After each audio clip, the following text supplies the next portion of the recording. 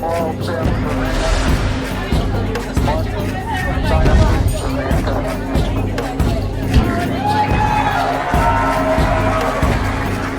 Let's go. Good morning, everybody, and welcome to the UnFuckIt Eurasian edition. It's usually our first Sunday of the month. We had to bump it over one more Sunday this month because of Carnival here in Gozo. I don't know what time it is because time zones are changing. They're doing that daylight saving shit. So it's 11 o'clock in the morning from here in Central Europe. And you guys in North America, I have no idea. You guys change time, so I have no idea where you are. We've been already chatting for 45 minutes in the pre lead up as we're getting everyone in the room. Yet another fucking insane week. I'll move my camera over. Yet another fucking insane week. And I'm sorry about I look like I'm sitting in the dark. It's because the light behind me is so bright. I've tried to block out the window with a piece of cardboard. It didn't work. Another fucking insane week. So I'm going to start off this discussion with a little bit of my own personal insanity. And we'll put it out there and just see how many of you are perhaps experienced or witnessed something like this yourself. 2 days ago, and Anne's not here, so I can't even verify. I think it was 2 days ago. It may have been yesterday because time fucking doesn't even have any meaning anymore. I'm working on websites. Oh, would have been Thursday morning, right? Thursday morning because the first thing in the morning. I'm posting the night before his UnFuckIt discussion that was Wednesday night, so Thursday morning, and I'm building the article to go along with it, rendering the video, etc., and I'm in the RTS Earth website, and I go to put an image in that I know should be in my media library. And I'll go through the library, I don't know, scroll 3 or 4 times, go, okay, well, this is ridiculous, it's not there. Get frustrated, pick another picture. Just for the moment, just as a placeholder. Go back in to look at my own computer, knowing that the image should be there, and I can't find it on my computer either. So I'm just thinking, okay, number one, I'm blind. It's probably right there in front of me, kind of like your car keys that are right there in front of you when you're looking for them and you can't find them. I'm like, whatever. Just kind of, it's an annoyance, but whatever, go on. About 3 hours later, I'm working on the Gaia's Garden site. And I've got to update all kinds of different stuff on the back office in the background of the listings of the products. And I go in, and I notice, as I'm updating certain things, there's a whole pile of images missing. Old images, like images before I had the photos taken of specific products, where it's just a simple bottle without a label, a holding image. And I'm like, okay, no. I changed all these over 2.5, 3 months ago. I went through and did a huge cleanup of Gaia's Garden back office, cleaned out all the media, and made sure everything was up to date. Just go in and change those images. Go into the one of them, which is our hemp seed C60, 100 ml, and it's got a bottle of a 50 ml in the image. I'm like, what the hell? This is ridiculous. Pull that out. Go into my computer. I know for a fact that I have an image of the 100 ml bottle, and it's not there. It's just not there. I'm like, what the hell? This is ridiculous. Again, so you go on and you're grumbling in your own head, going like, what the fuck?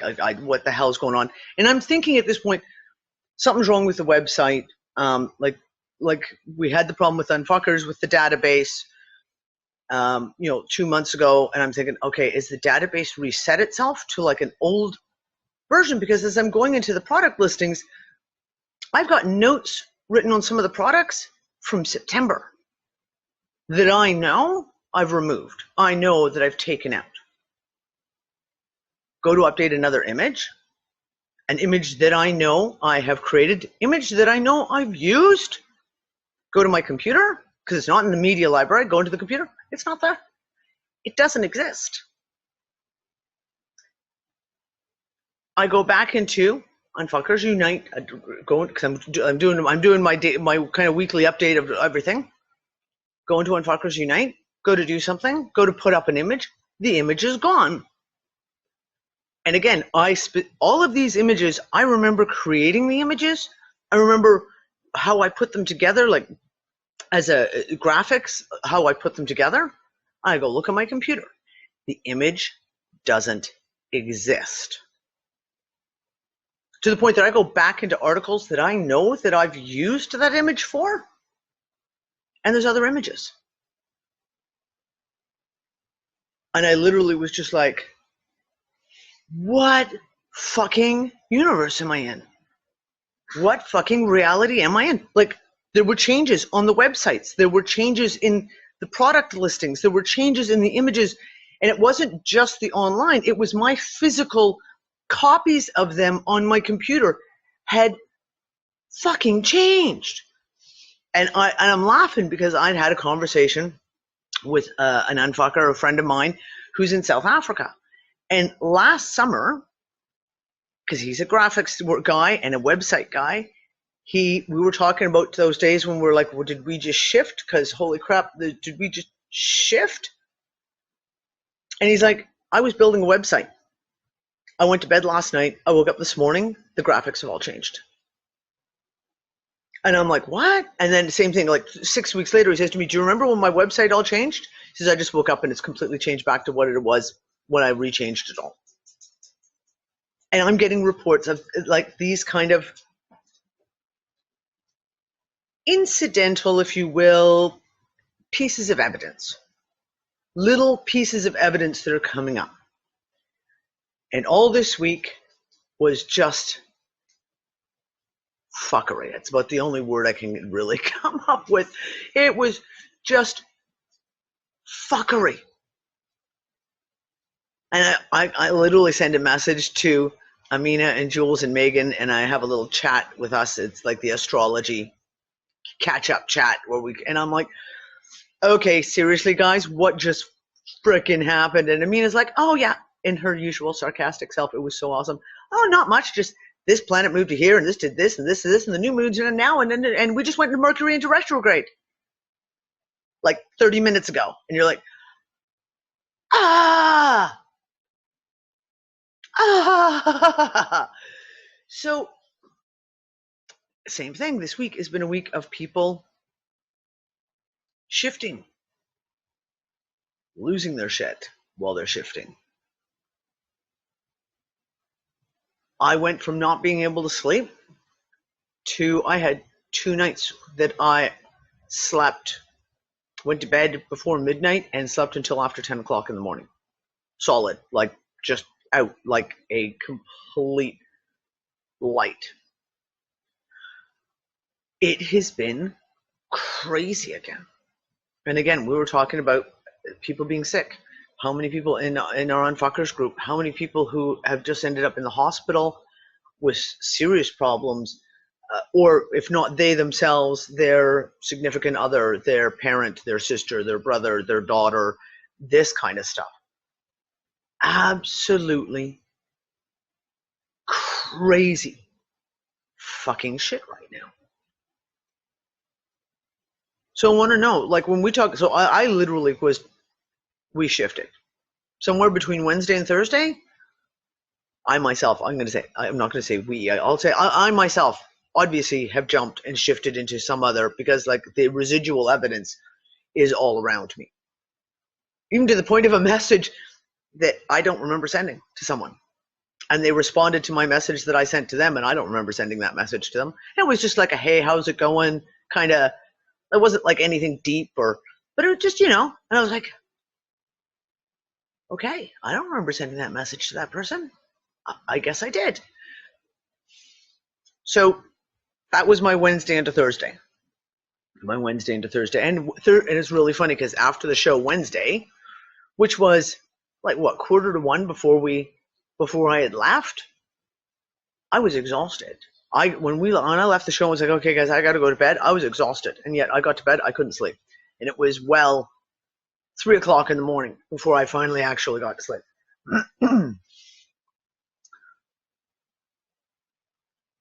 Insanity. So, like, any of you guys, have you guys had any of these kind of experiences this week where all of a sudden you've got, if you want to call them Mandela effects, what the fuck effects, where all of a sudden you're like, yeah.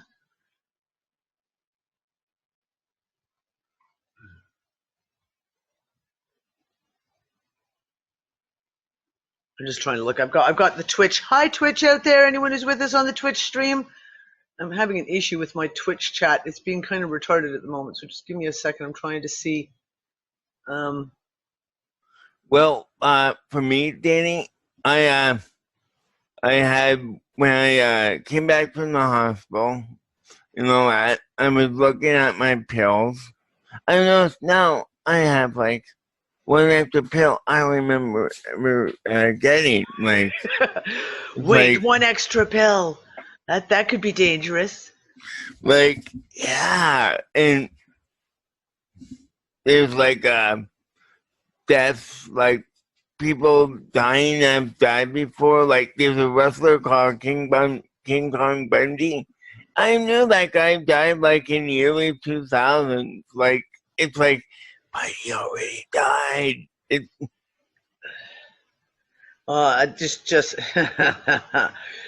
we're talking about that stuff. I mean, there's just all kinds of stuff. And Oh, I yeah. have to say, I had the weird part for me was,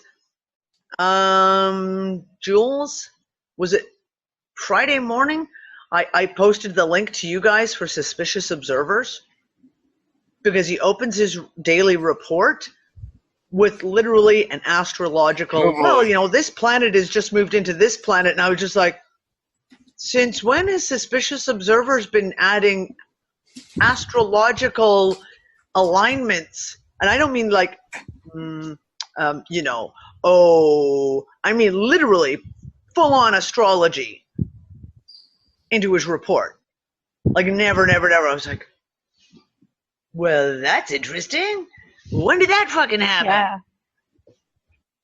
I reckon there's definitely an effect, and it's more astronomical because there's just, you know, there's planets moving around. There's lots of asteroids coming in as well.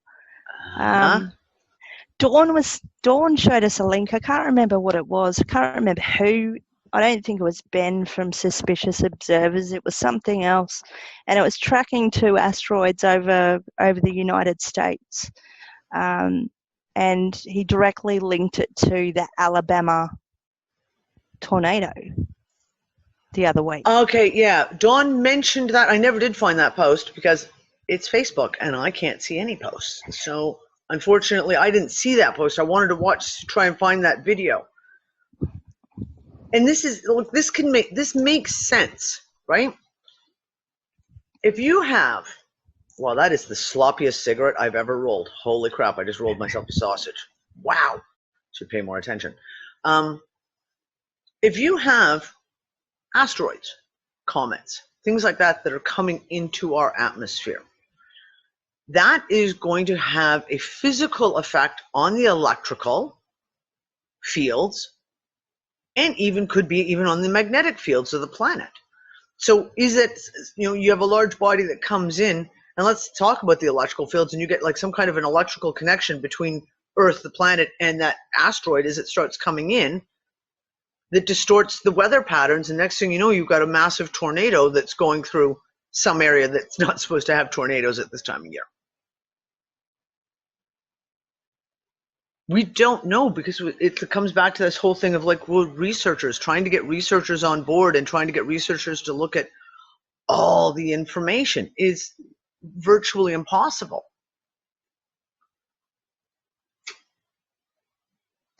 But Jules, and I know Amina's really, really busy, so I'm not going to call on Amina because I know like you're running like a chicken with your head cut off to try and get some stuff done.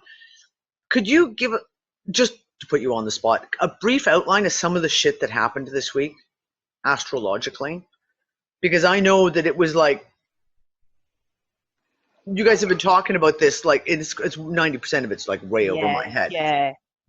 Yeah, it's pretty crazy. Okay, so this last week we had a new moon in Aries. So generally that's the last last sort of new moon before the full zodiac cycle, before the equinox. So it's really it's a spiritual moon. It's very important. There's a lot of ceremonies around it. It's quite mystical. So a lot of weird stuff tends to happen. At the same day or the next day after that, we had Uranus going to Taurus, and that's a 7 to 8 year cycle. So changing that sign, Uranus is very electrical, unexpected, causes chaos and disruption generally. So I don't know if you remember Kilauea, the big Hawaiian volcano. That happened about 7 or 8 years ago. That was on the first day of Uranus going into Aries.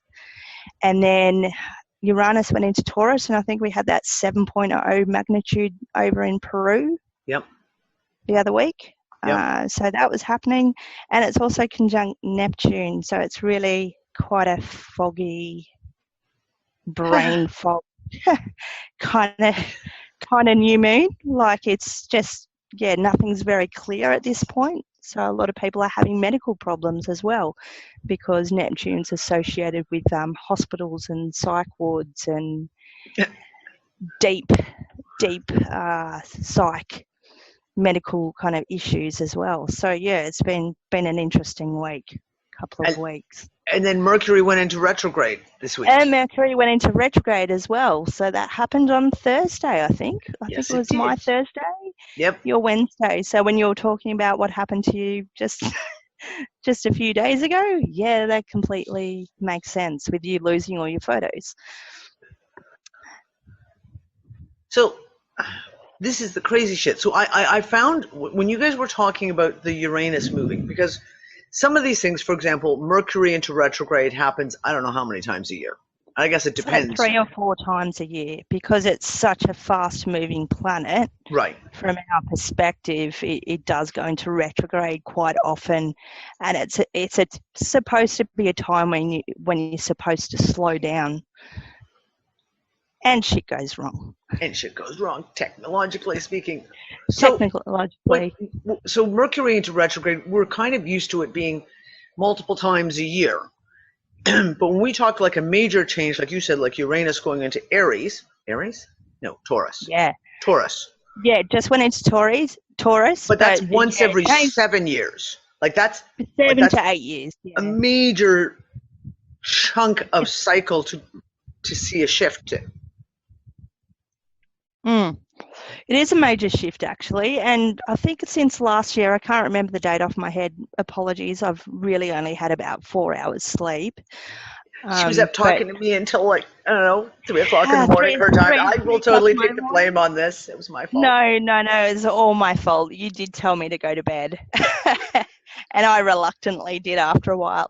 All the big planets past Saturn have all been on the same side of the zodiac for at least 6 months, and I think I put something up on the UU room ages ago saying we're entering the crazy 180 stage because it's kind of very unbalanced at the moment with all these big planets. I think, and I'm possibly hypothesizing here that it's causing a lot of these seismic and electrical kind of disturbances at the moment, and has been for at least 6 months. Yes, I think Marseille just put in March 11, 2011, the tsunami in Japan happened. Yeah. Yes. And that's happened when Uranus changed into Aries. Yep. So these are these things, like I said, so when Suspicious Observers opened up the show with a purely astrological comment, I was like, oh, maybe people are starting to take a little note that these things have a cause and effect, if you will. I wouldn't say it was totally astrological. It was more astronomical from a sort of scientific perspective. I think he takes, but I think it is becoming more into people's awareness at the moment, Uh, generally. I think you're very right on that. Here's the thing. So we've watched all this play out of stuff, and it's so funny because you just said in your comment about the fog, and I laughed because yesterday I had posted the pictures in Unfuckers. We had a fog hit Malta and Gozo unlike anything I've ever fucking seen. And those of you up there in England, you guys know about sea fog.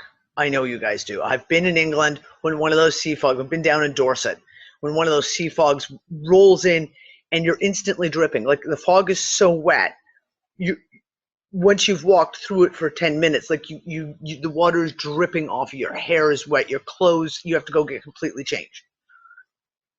This wall of fog came in, and now you guys, I am right on the coast. And in my little cubicle here where I live, right, I might as well put my bed here as well. Right in my little cubicle, I can't see the sky, I can't see anything outwards, so to speak. So I'm sitting at my desk, and Quinlan yells at me from her bedroom. Her bedroom's upstairs, and she's got a balcony that looks right off the front of the house. And she goes, Mom, you've got to see this. And I go up into her room, and as I'm looking out her doors, you can see the fog moving across the street. Now, between us and the other side of the street, it's, 15 feet. So we're not talking like a huge amount of space that you're seeing the fog. It's this very short space. And you could see it, and I was like, what the? Go out on the balcony, and we turn. So if we turn our heads to the right, you can see the sea is about 30 feet away, the edge of where the coast is. And we turn and look, and I can't see the water. That's how thick this wall of fog is. It is that thick. So we go run up to the roof. She gets her camera. I tried desperately to post some of her videos on Fuckers yesterday, and it would not let me post them. But we had all this fog roll in, and the difference, it was interesting. And Jenny was awesome because Jenny's here too. Jenny was driving in from the inner center of the island out to Marshall Horner Village, and was driving into this wall of fog. And there were posts all over on the local board saying, is there a fire somewhere? Because it was strange. It was gray. It had a gray, it looked like smoke. It didn't look like fog. We went out in it, and it was dry. It was dry. There was no moisture. Like, you know what fog is like. Heavy fog, you can feel when you're breathing it in. It's like you're breathing it in a steam bath.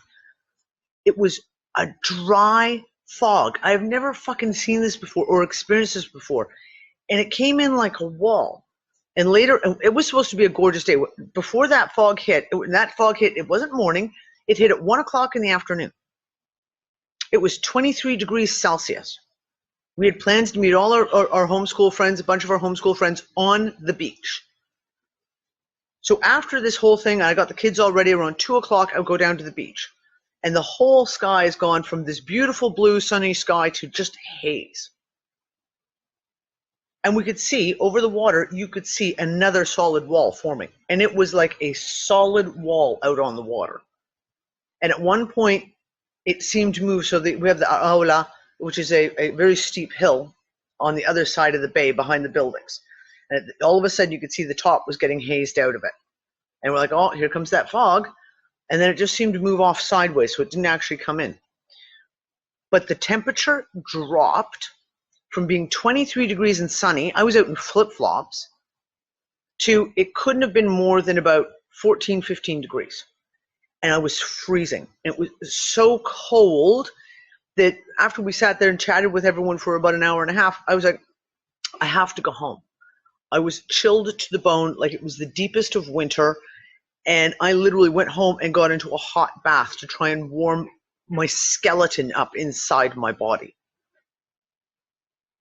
I've never seen anything like this. And I've never seen sea fog. I know, England gets the sea fog all the time. And occasionally we do get fog here in Gozo because we are this close to the sea. And the weather can be a little like this with temperatures, but nothing like this. I have never seen this before.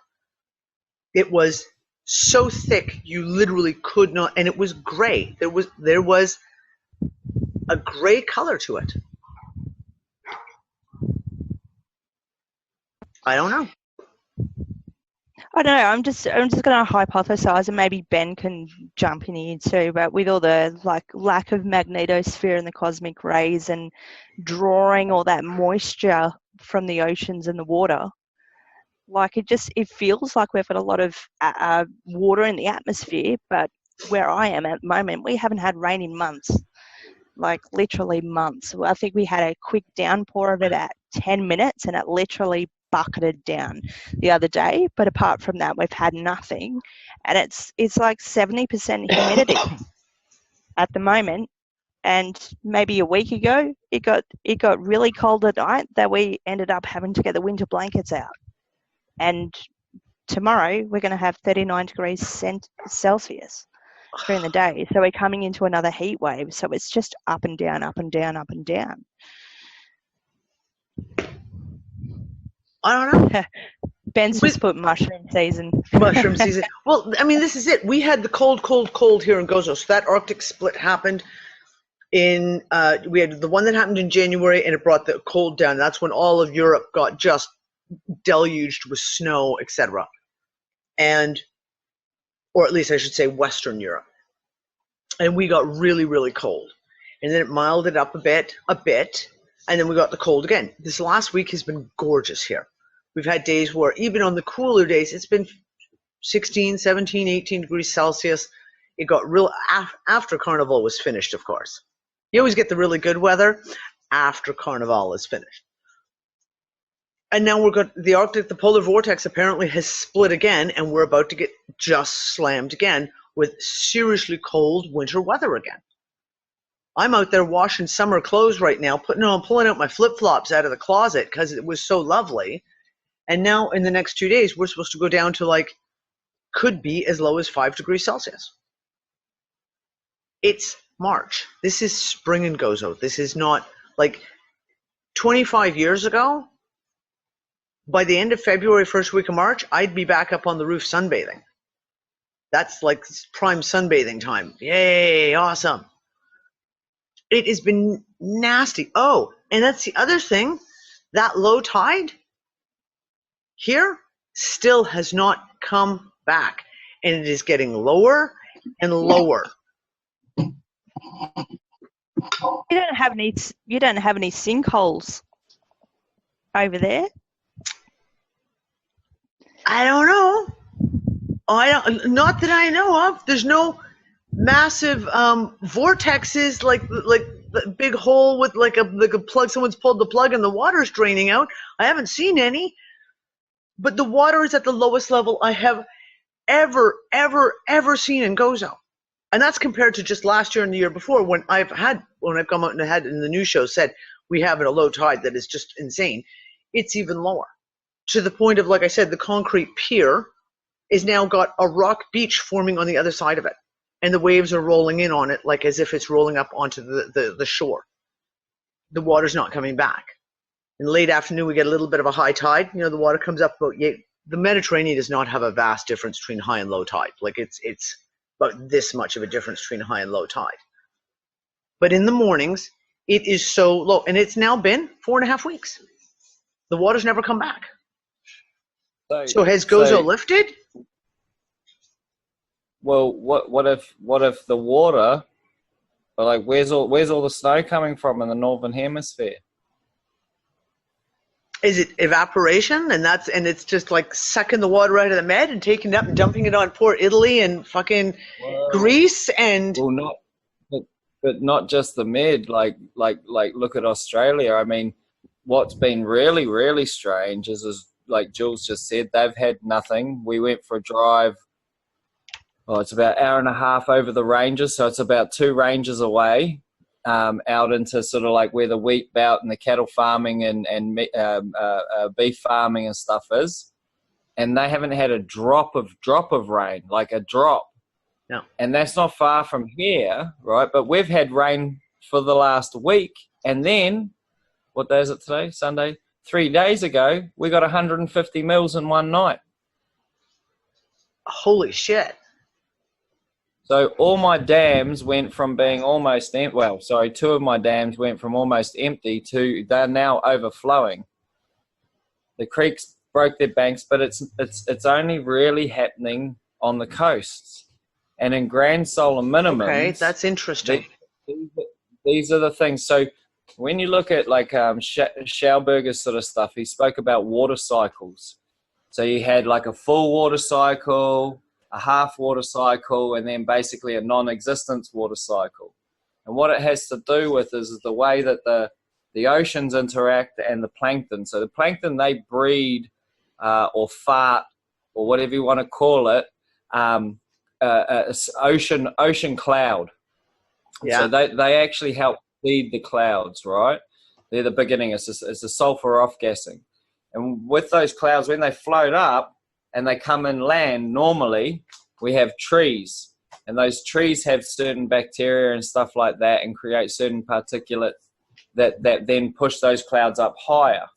And normally in between there, you have like the liver of the countries, which is like your mangroves, your estuaries, your swamps, and that sort of stuff, right? So we've gouged those out. So what's happening is our water cycles are not being able to meet their full potential. And what's happening is because they can't meet their full potential, you got to think about this. So they used to go into the center of the continent, which then the water would bleed back out, and that pressure would push the springs back up. But we're not getting water to the center of the continents, and we haven't been for quite a while, like a good fucking 50 years, 70 years sort of thing, as well as, of course, agricultural practices burning the shit out of the land as well, which means it doesn't hold any of that water. So it all becomes direct runoff. So what happens is as those cycles get smaller and smaller because there's less and less for that to happen, the water itself is no longer inland. So it's either atmospheric or it's building up somewhere and freezing. Okay, that's interesting. And okay, because one of the things, of course, that we're seeing is we've got like these massive floods. So Afghanistan, Pakistan, thousands and thousands of people. North Australia. North Australia. Yeah. Massive, massive floods. And they're coming out of nowhere. It's not like, for example, if you're in Thailand and you're in Thailand in August, you expect a flood. It's the rainy season. If Bangkok is going to flood, it's going to be July, August, because that's just what happens. These floods are happening outside of the usual cycle, outside of what we perceive now in modern terminology as the usual cycle that we see it in. Yeah.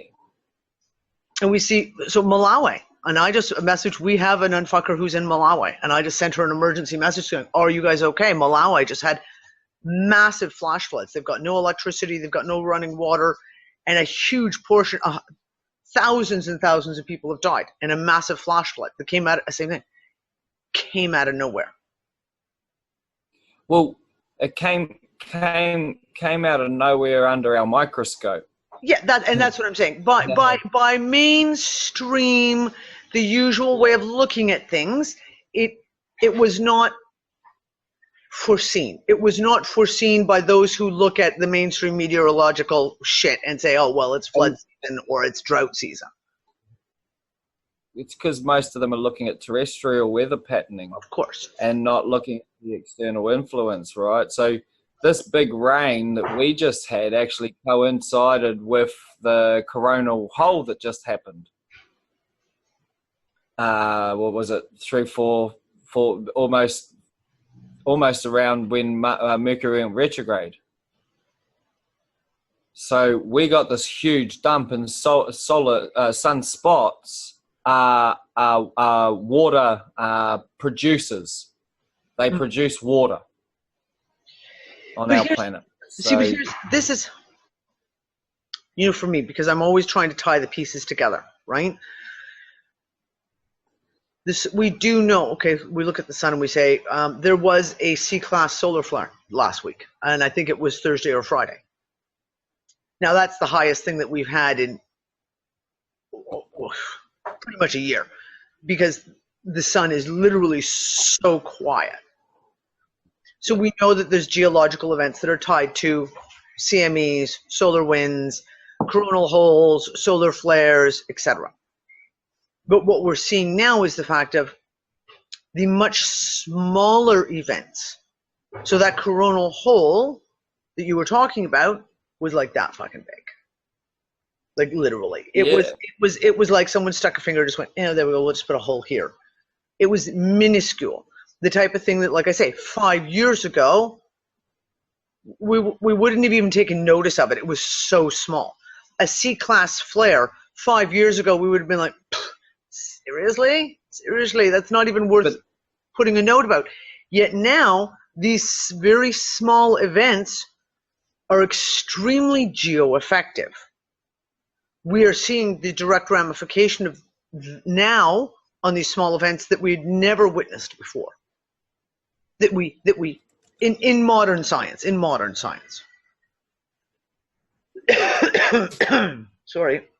That's what you get when you eat cake just before you go live. I'm still choking on my cake. Which is why I always say, so there's other influences there. When I look at the pieces of the puzzle and we say, okay, well, yes, we saw this solar flare and we saw this coronal hole, and we can look at it and say, okay, well, there's a direct line correlation between those. But there isn't. Well, the planets play the part too, right? And that's it. So then we look, okay, well, in the planetary influence. So we have, for example, Thursday, you have a C-class. I'm pretty sure it was Thursday, guys. It may have been Friday. I don't have it open, and I'm kind of afraid to open up any windows at the moment. We had Mercury going to retrograde. We had the new moon, and we had the Uranus going into Taurus. Taurus. All happened on Thursday. So, okay, now we've got more puzzle pieces. Sorry? And how many of those are water? Like their influences or their personalities? How many of those four things that you just named are water influenced? All right, and you had Neptune, okay, very watery, right? So moon rules Cancer, water, the tides, the ocean. You got Uranus, which rules Aquarius, which is the water bearer. So he's the guy holding the jug, pouring the water. And you imagine him pouring the water onto the earth, into Taurus. But he's also electricity. Which we're seeing massive electrical events too. Yes. And what happens when you charge water?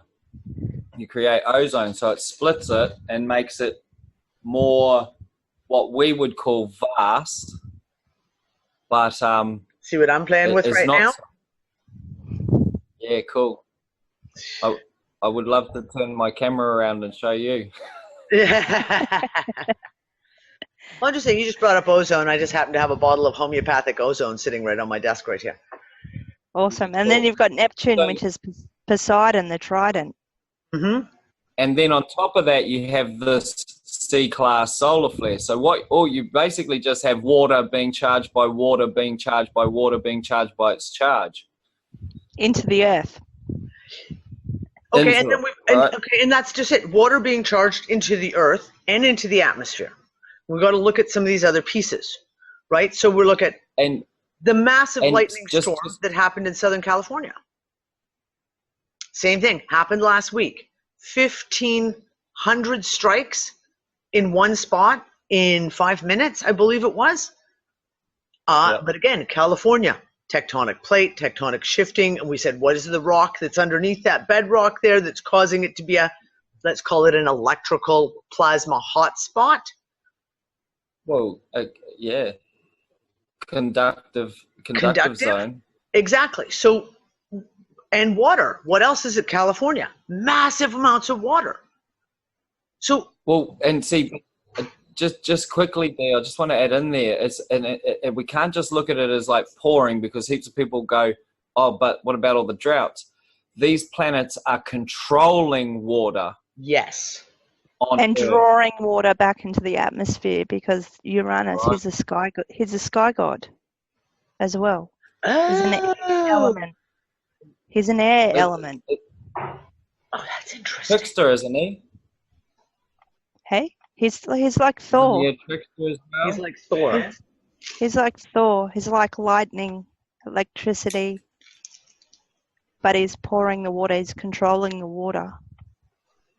So it's almost like electricity drawing the water back, Okay, drawing the and water back charging into the water the too? atmosphere, and charging the water. So when were the battles between like Poseidon and Neptune and Uranus and Saturn and these sorts of things? I think that if we were to look back in some Greek mythology and whatnot, you'd probably find these cycles are very well recorded just as they are playing out. Well, that's kind of But- interesting thought, Ben. But well, this is where it's at now. It's these cycles. Remember, we've been saying these cycles have been recorded. Now they're not within our living memory. But what have we got going on, Jules? We got a 33-year cycle happening. Is it a 60-something year cycle with Uranus? We got a 500-year cycle and a over 10,000 year cycle as well happening. It's all happening. So like we've got some big shit that, like I say, in that Brothers Grimm story and in the Dream Times and then in the Hopi prophecies, this is where we're at. This is where we're at. It's really, really interesting because looking at under that science, like that physics science perspective, it doesn't make sense. But when we start looking at it in the natural design format, where like what we've spoken about before is like we can't look at ourselves as this individual. We have this big wave that goes out and connects and spins around that clock. That's actually, for lack of better terminology, your higher self. You know, and when all your your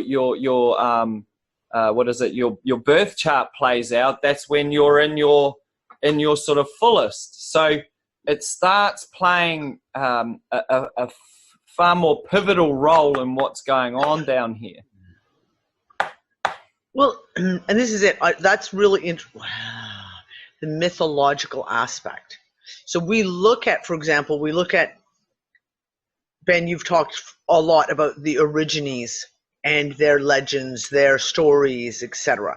And of course, we talk about the Mayans and we talk about the Hopi, etc. It's funny how you take those pieces and kind of take them at face value, but some of the other pieces, i.e., for example, mythology, the Greek and Roman mythology, for example, we put that in a different category. It's like, oh, that's just mythology. But again, like that's actually a really interesting thought. If we were to take that Roman, especially the Roman mythology, and turn that into, analyze it as according to cycles, as according to the play out of events, and looking at the planetary, I think that would be really, really interesting. And I can remember I was totally into Greek and Roman mythology when I was about 9-10 years old and read every single book in our public library on the subject. But of course now I don't remember anything. But it would be very interesting. These planets, like you say, like, you know, like your Uranus and your Saturns and how does that all, you know, fit together if we're talking about cycles? That's the biggest trip, right? Because then you've got to work out which cycle started fucking when. Uh-huh. Because if you throw the Velikovsky curveball in there, certain planets weren't even present in our solar system, right? To a point of like not actually even being there because we were in a different solar system. Well, that throws it all open to conjecture, right? But That's the interesting Well, thing. For example, even on the Mayan stuff, these calendars were made when no one had a fucking clue about Pluto or Neptune well, or Uranus or like well, they knew well. that We don't. they We could don't. read it and say, I don't know what's there, but there's something there. Because they could read But the way that everything kind of flowed to be able to put those pieces together and say, okay, we can't see it, but we know there's something that does this, and it must be on this kind of an orbit, and it must, this is how long the effects are, etc. well, then we got to go back, because like then you look at like when was the terminology and ideology of Hades and things like that created, because those outer planets are associated with those ideologies. So hell in and of itself could be actually associated with Pluto. So when hell freezes over, might not be like, this metaphorical da-da-da. It's like, oh, look, Pluto Hell is is literally actually freezing over. motherfucking frozen, and, da-da-da-da. So, like, and I'm pretty sure, but I can share you guys this story. So I've been doing a bit of research in the Originy stuff over here. And I found a bit of a document, and it had a place name in it, which was Terrania, which is where we live. Yeah. And I was unsure, and I'm still unsure about the specific word, so I'm going to have to ask some more questions. But what it said in this document is that Terrania translated to place of frogs, okay? And I was like, wow, that's really interesting. So, well, see, I'm trying to work out whether Terrania is actually, because try looking Terrania up, it's not actually a word. It's not actually like an English sort of word. Anyway, I sort of went and asked Auntie and Uncle, and I was like, are there any frog totems? And they were like, oh, that's long, that's old stories. Old stories. So like what they used to represent how old was the Wandjina. And the Wandjina paintings are up north, and Jules, you know about the Wandjinas, but they're old paintings. But the story was of this goddess who came down. And when greed started to take over the planet, she was a water goddess.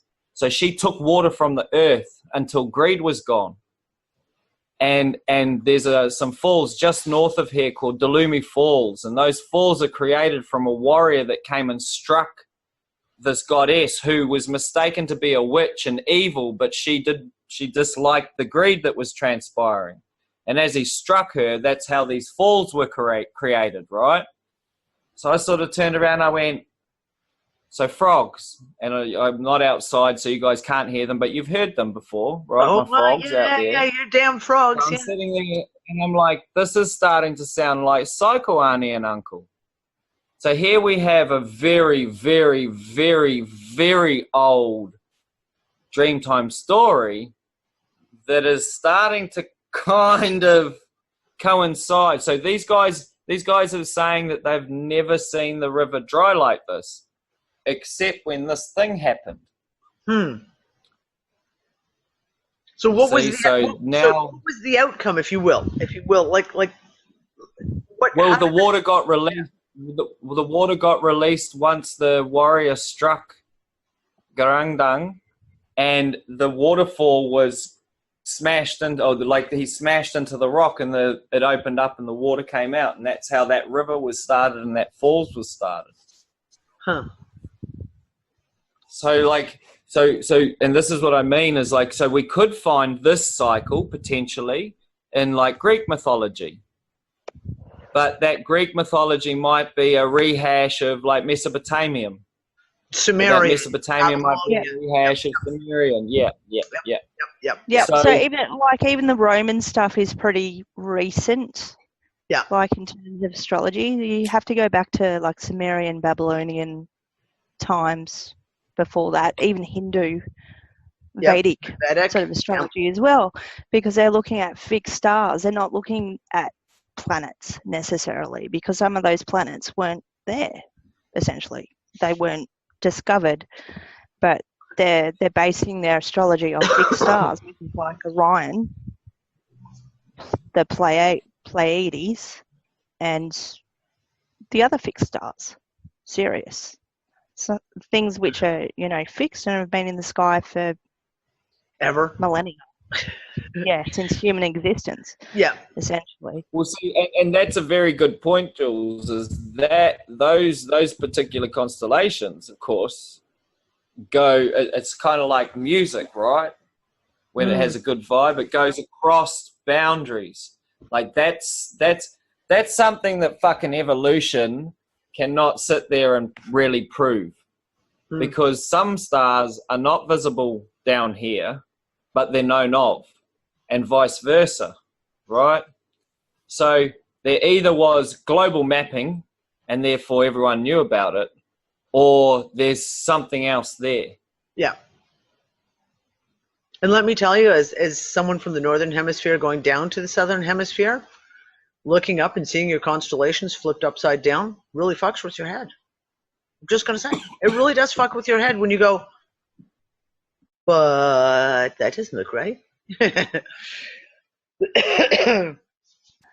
is it. That's There's why all they these... call it the land down under, baby. That's why they call it the land down under. Oh, listen, somebody put a meme up, and I just giggled and was like, when you start reading it, it looks like it's one of those ones that's about race, about anti-racism. It's like, here's the skull of a Hindu person, here's the skull of a white man, here's the skull of... Except you get to the Australian and they got the skull upside down. And I just pissed my pants when I saw it. I just giggled. Just fucking giggled. Just totally off topic there for a second. Cliff High was just interviewed by Sarah Westall. And I still haven't got through the whole interview yet. I'm literally... when I say this week has been insane, I am so not exaggerating. On a physical, on an emotional, on a mental, not exaggerating. This week has been fucking insane. So I haven't had a chance to listen to the whole thing yet. But he opens up and he starts talking about, interestingly enough, Sarah references the interview she did with me, with all the geomagnetic stuff, and he gets into some of the stuff there. And so I've actually sent Cliff a message and said, look, basically when you talk to Sarah, you gave them like this little tiny piece because it's Sarah's audience, so you have to keep things a little more simple. I want you to come on to Transpicuous Views and let's fucking, let's dig. Let's go into this because this is a piece. And because his perspective on some of the stuff we're seeing is a little different. And I want to get a little bit more of his perspective on this because he's talking again about the geomagnetic. He's talking about the various actions. And he made a couple of comments about things like Velikovsky and these guys that bears looking at. Really does. So I've sent out an invitation. Cliff, we need you to come back on and talk about this shit. So I'll let you guys know if and when I can set that up. Because there's other perspectives that come to the table. And that's what I really want to see. I want to see us keep bringing these perspectives from the astrology to the, looking at these ancient legends, looking at these ancient stories from the Origines, from the Mayans, from the Babylonian, Sumerian, the Vedic, etc. Because they all have their pieces.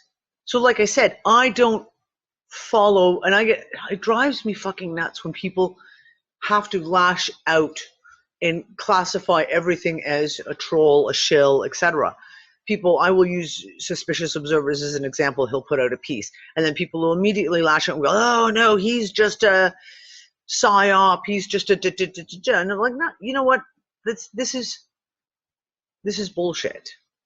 Everyone brings their pieces to the table, and I've always said, even disinformationists, professional disinformationists, who we know are paid CIA operatives, they have to put out certain pieces in order for the information to resonate with the public and to keep people interested. Because if you just put out nothing but bullshit continuously, sooner or later no one's going to listen to you anymore. No one's going to follow you anymore. So you have to leave the true breadcrumb trail in there too. All these guys bring pieces to the table. And this is what I want to keep doing, is keep bringing all these pieces to the table to look at. Because with all this opinions, hypotheses, I think we can find more and more pieces that will help us to try and make sense of some of this. And there are people who are going to poo-poo the stuff that Ben's talking about with the Origines and all these legends. And there are people who are going to poo-poo the whole why can I not talk today? Astrological pieces that we're talking about. But if we keep throwing out these pieces because you just go, oh, well, that's just, you know. I'd tell you something really throw that shit away. Go ahead, Jules. You know what this year's International Year is, don't you? No, probably not. It's the Year of Indigenous Peoples and Tribes. Oh, really? Yeah. You know how last year we had nothing? 2018 was a year. There was no International Year, and it was. That's and right. we know what 2018 was like. It was fucked. Excuse my language, but. No, go ahead. It was fucked. I just looked that up the other day and I went, wow, that's really interesting. Year of Indigenous people. Yeah, it is. That's interesting. I don't know. Again, if we go into looking at some of these pieces and pulling the pieces out and looking at them. Wasn't 2017 the year of the woman? Before 2016 was the year of peace, wasn't it? I think 2017 I think was a year of light. Yeah, that was it.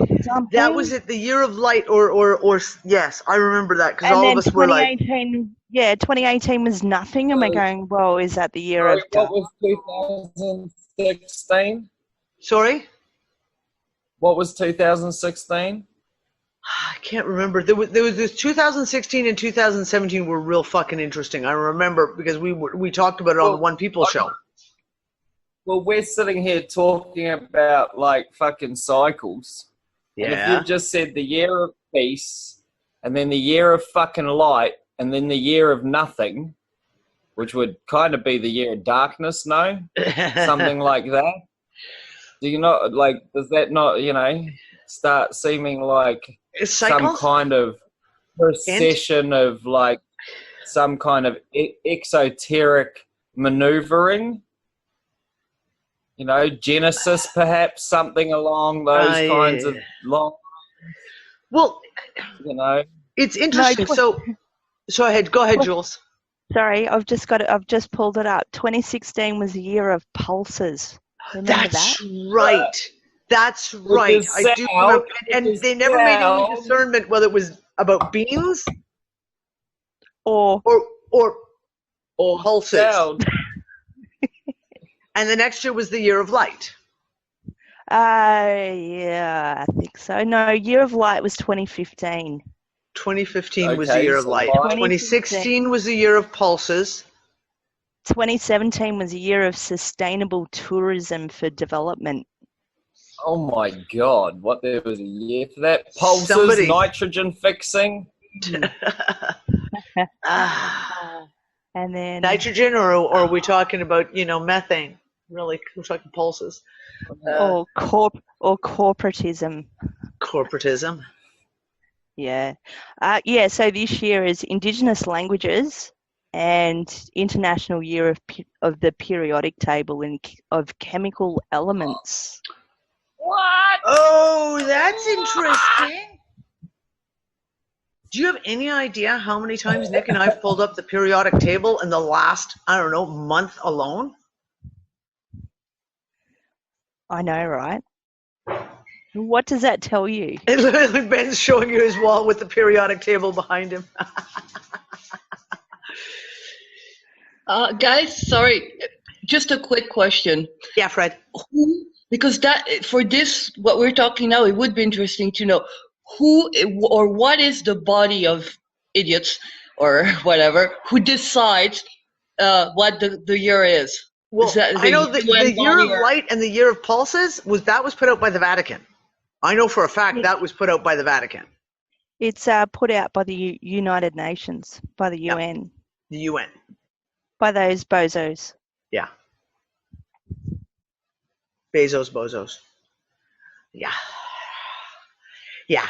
So, yeah, it's put out by the United Nations, but yeah, like I can remember it was like the Vatican made statements about it, about both of those, about the Year of Pulses and the Year of Light. Who's Interesting in shit. charge of the United Nations? Yeah. Rockefeller, isn't it? Oh. So, interesting stuff. When we talk about history and we talk about cycles and stuff, Nick just watched, and again, I haven't had a chance to watch the video yet. I've got it all spooled up to watch. I just haven't got there yet. Dr. Sam Osmanagic in the Bosnian pyramids. He just put out in a big piece. And what are they finding underneath the temple, the Pyramid of the Sun in Bosnia? Caverns, tunnels, cave systems, like hundreds of kilometers worth of tunnels and cave systems. And they've only excavated, I think, 2 kilometers of it so far. And they've made some real interesting finds in this stuff. So I literally was like, okay, we'll have Malta. Here I am here in Malta, land of fucking catacombs and tunnels and cave systems and all of this stuff. And now we've got, like, over there in Bosnia, we've got Osmanagic and him talking about the Pyramid of the Sun, which of course, no, every time he tries to bring anyone official in to recognize it, they recognize that it's a fucking pyramid, and then they go home and get slapped silly by their official agencies, and they have to recant their support of the Bosnian pyramids to the point of ridiculousness. And I think I'm going to try and get Sam on as well. I haven't talked to him since 2015 when we did the big Untangled gathering on the origin stuff. So I'm going to have to see if I can get a hold of Dr. Osmanagic and to have him come back on to talk about this, because it's interesting shit that they're finding in healing frequencies. Healing frequencies that they're finding in these tunnels. And apparently there are several people now who've gone in, who've had cancer, who've gone out and been cancer-free. So all of these things, and it makes me think about, for example, the Hypogeum Temple in Malta, where again the frequencies are supposed to be healing frequencies, and they're supposed to, all of these different things are happening. I will find this Sam Osmanagic link. I've got it here, and I will post it with this. And I'll find the Cliff High one with Sarah Westall, and I will post this with it as well. These are all pieces, and when they all come together like this, I don't believe in coincidence. So when all of a sudden another piece, I haven't been really following Sam's work a little bit in January because something came up on my feed, but I haven't had time to go back and kind of revisit what he's been doing. And then all of a sudden this piece comes forward. Boom. Nick says, you've got to watch this video. This is astounding. At the same time, there's another piece about the Hypogeum, that someone just posted in the Unfuckers group. And we were talking about that, the Hypogeum and the frequencies, etc. Underground caverns and these tunnels and caves, etc. I don't know what it's like in Australia. Do you guys have, like, do the Origines talk about the, like, underground? Because this is the whole thing. So, for example, like the Hopi talk about one part of the prophecy, the Hopi prophecy is that the sky's on fire and everyone's living underground or living within caves, etc. They don't go out during the day. So I don't know if there is a correlation there with the Origine stuff. Did they talk about caves? Do they talk about healing, making underground, like, healing centers? I don't know. It's a piece that I wanted to look at. Definitely. When I went up to the Daintree in think it was June, July last year. So it was Yep. winter up there, and went on a Dreamtime walk. And there's lots of caves up in North Queensland, but it's very gender specific with Eurasians. So the men, yes, did ceremonies in the caves, but for the females, it was around water. It was mostly in the water or around the water were their sacred places. But yeah, definitely. Oh, interesting. Men are at the top of the hills, and women are in the water. Yeah. But depends on what you mean, Dee, about stories about caves and stuff like that. So caves got attachment to different Dreamtime stories. Yeah. And why they, of course, why they go there, the importance, that sort of thing. But then there's always portals, right? And everyone gets that sort of thing, portal, mixed up with this fucking hole that appears in the fabric of time, space, and you fall through or step through or walk through or whatever it is through. But you know, there's lava tunnels and things that are said to still be in use by certain peoples and entities. But they're everywhere up in the mountains, especially around this area where I am, because this is like one gigantic fucking, double or triple volcano, something like that. One of the world's biggest volcanoes ever is this caldera. Yeah. So there's lots of that sort of stuff, you know, and there's talk of like Mount Warning having corridors to two different places in Australia and then potentially elsewhere. So, you know, the stories here is that the Hopi used to visit at the base of the mountain down here. Well, and that's what I was going to say. You and I talked about this like back 2016. Or you and I having a whole conversation and talking about even the it was after I'd left Australia, and talking about the original peoples. So in South America, in North America, in Australia, etc., and how they're I don't want to say give them titles as in like, you know, they're gurus or but there were the people within the tribe who knew how to open quite literally portals through dance, through music, through frequency, obviously, drumming, chanting, etc., to be able to travel back and forth to these different places. Which always explains to me, whenever I've gone on, and I love researching the petroglyphs, and I go off on a tangent about every couple of years where I go back into the petroglyphs and start researching again. The reason why we see cave carvings and these petroglyphs, etc., that are painted and carved into rock walls all over the world, and they're the same, from Colorado to Yemen to Australia and they're all over the world, the exact same languages, during a time when, of course, it's supposed to be primitive peoples who had no technology. So these are like really, really interesting pieces. But the whole thing about the frequency, about frequencies, right now, the frequencies that we're experiencing here on this planet, this reality, this whatever the fucking sound stage is that we're standing on, they're all over the place. And whether we want to look at it as pure frequencies, whether we want to look at it as magnetics, if we want to look at it as electrical, if we want to look at it as color, if we want to look at it as sound, if we want to, regardless, take all of that, put it together, and let's just label it frequencies. The physical effects on people have been extremely intense. And that's what Brianna was talking just before we went live. That we have had, even with our own little group, our own group of unfuckers, we've had people who've very much had heart issues, like been rushed into hospital with heart issues, and yet when the actual analysis, etc., is done, there's what they thought was there is actually not there. But at the same time, we have other people who've gone in, who've had strokes, who've had all kinds of health issues come up, where the physical, a very, very blatant physical effects are coming out due to these frequencies.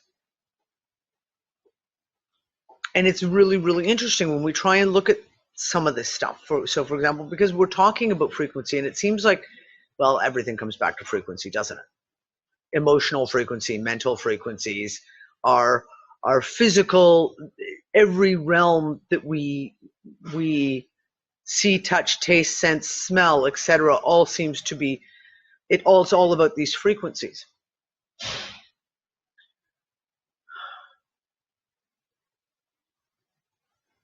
All these frequencies are continuously changing. That's what it feels like to me at the moment. My own personal perspective is that the frequencies are not, it doesn't feel like there's an equilibrium. Does that make sense? As in our person, for ourselves, for me personally, there does not feel to be an equilibrium. It's a continuous like this. And yeah, okay, Ben, unfamiliar frequencies. Unfamiliar frequencies.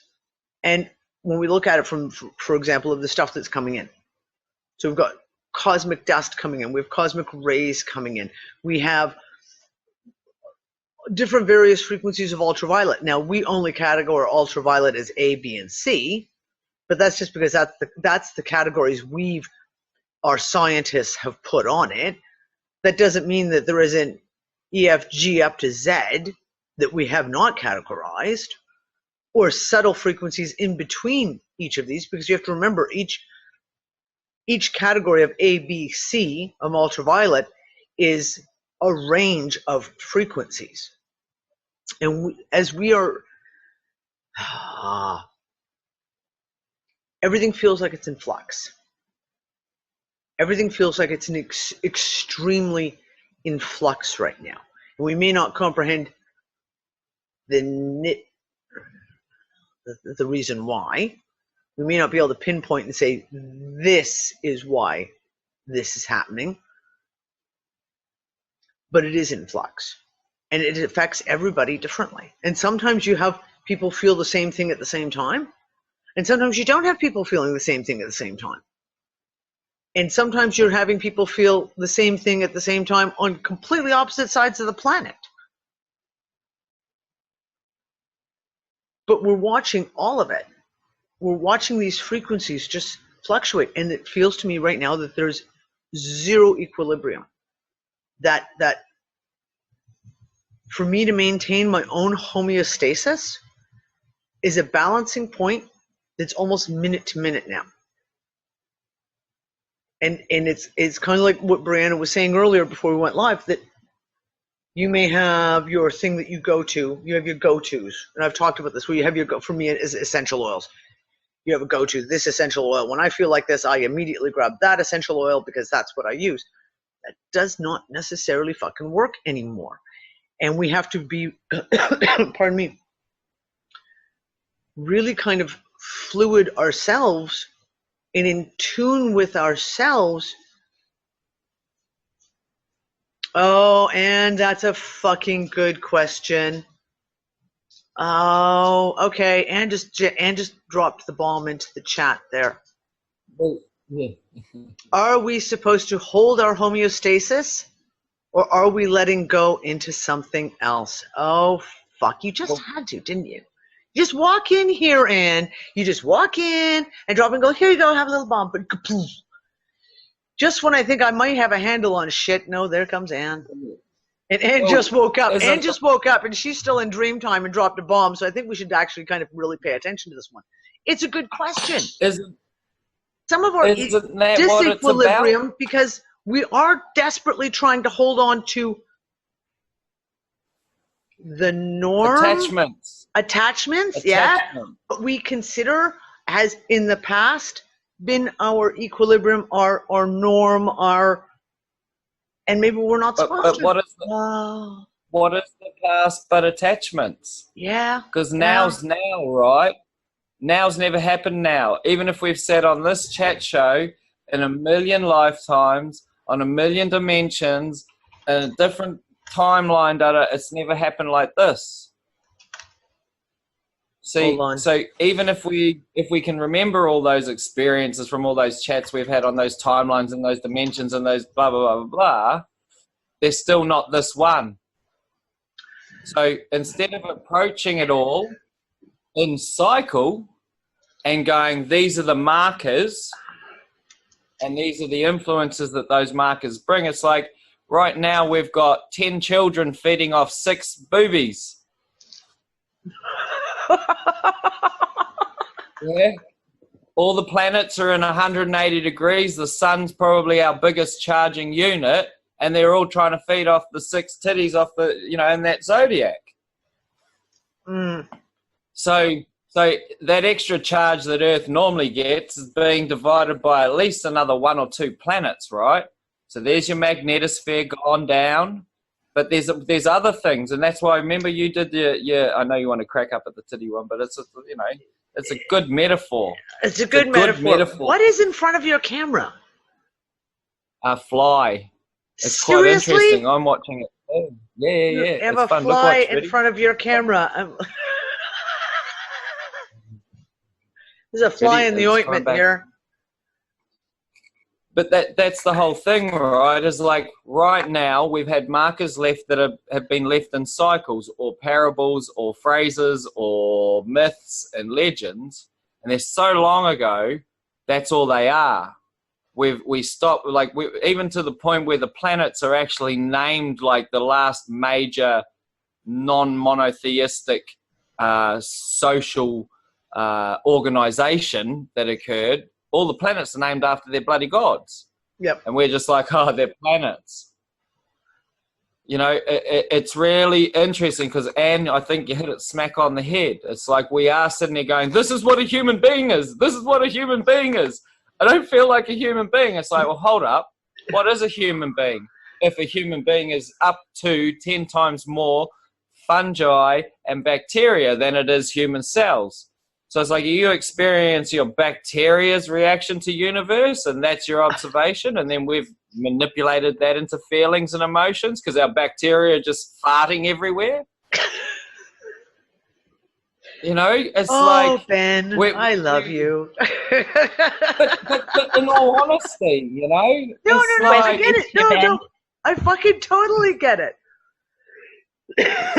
Megan actually just put a really good comment up here.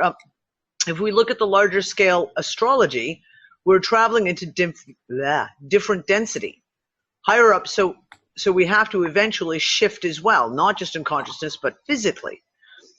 And this is a really good point for us all to, like, we hate when we use it, like, we use those, there's certain trigger words that, I just fucking hate, like raising your frequencies and all this fucking ascension bullshit. But there's an aspect to this that is really true in the fact of this is just it. When we talk about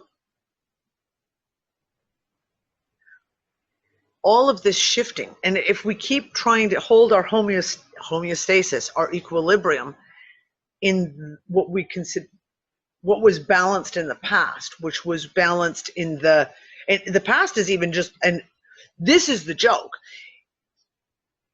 A couple of years ago, you would say the balance was in the past, like, how you felt 10 years ago or 1 year ago. Now, when I say the balance in the past, I'm talking about yesterday, the day before.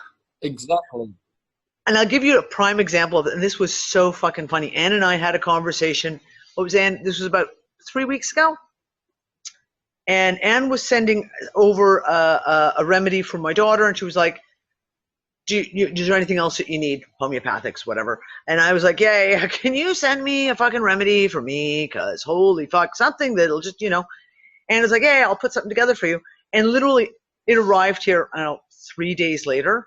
But over the course of that 3 days, there's been this massive fucking shift, like huge. And we'd been talking about it. And I said to Ann, send Ann a message saying, hey, the package just arrived. I've got the essences. And she's like, yeah, yours just not going to fucking work anymore because that was like 4 days And then literally, I opened it up, I took it out of the package and looked at it and was just like, no, that's not me. That was 4 days ago. And I haven't even opened it. And I have not even opened it because I just looked at it and was just like, it's no longer relevant. And that was 4 days difference. 4 days difference. No, it's no longer relevant. That's how fast it is right now. And it's the same thing. Well, you know what? It's not to beleaguer a point, but it's even in the foods that we eat. It's in what that we're drinking. It's in the medicines that we're taking. When I say medicines, I'm even talking your supplements, your homeopathics, your essential oils, your herbs, your tinctures, everything. Everything is so fluid now. You literally can no longer take for granted what you did 2 days ago that made you feel better. Because in 2 days, right, and it's the same thing. It's like you can eat something. You can eat something. I was joking about it. What was I talking about? The whole butter thing. Like the only thing I wanted to eat was stuff that I could put butter on. Baked potato, tons of butter. Toast, tons of butter. Anything that I could put tons of butter on, because that was what I was craving. And that was obviously in that moment, that time period, if you will, that was what my body was insanely craving. Now, last night, I made a big pot of steamed broccoli and cauliflower, which is usually my most favorite. Hold on, Earl. Which is usually my most favorite thing in the world. Steamed broccoli, cauliflower, a shit ton of salt and pepper, and butter. I could barely touch it. I couldn't even choke it down.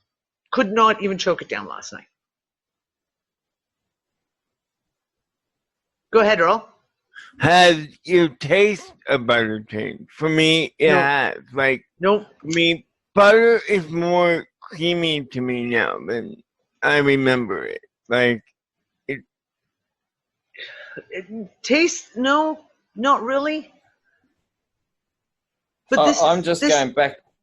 Yeah, go ahead, Ben. I was just going to say, I've just gone straight back to basics. Just back to what the fuck is air? What the fuck is water? What the fuck is a human being?